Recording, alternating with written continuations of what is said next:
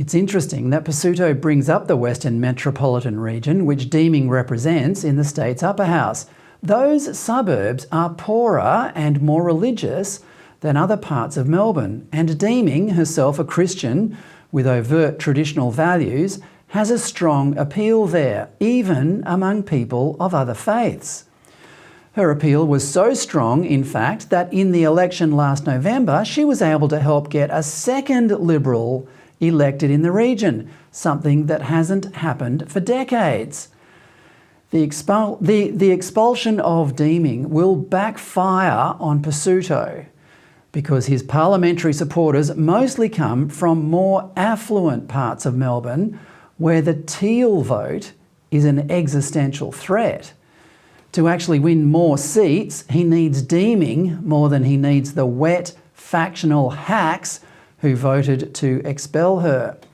Most of them will, at the next election, be challenged by the same types as Federal Treasurer Josh Frydenberg was in last year's federal election, losing the once blue ribbon seat of Kooyong, the seat held by Liberal Party founder Robert Menzies, to teal Monique Ryan, who ran on a campaign that consisted mostly of finger-wagging and environmental pearl-clutching. And she won. Expect Pesutto's band of hapless supporters to face a similar challenge at the next state election in 2026. Deeming was expelled for bringing the party into disrepute.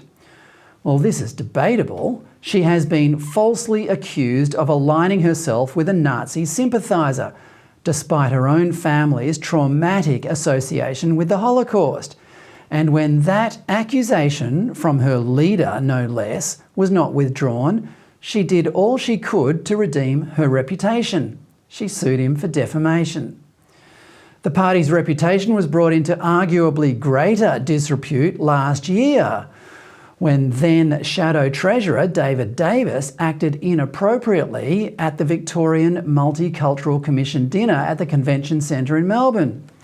One witness told The Age, quote, "He was hammered and everyone could see he needed to leave.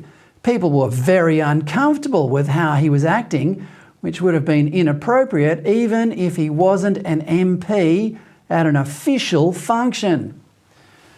Well, Davis was not kicked out of the party, but today he was one of the 19 Liberal MPs who voted to do exactly that to Deeming.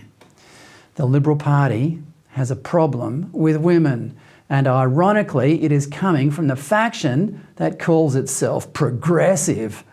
Robert Menzies would be spinning in his grave.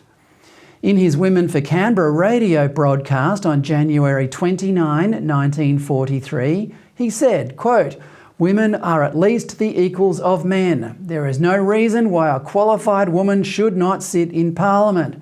No educated man today denies a place or a career to a woman just because she is a woman." If he were alive today, Menzies would be the first to follow Deeming out the door.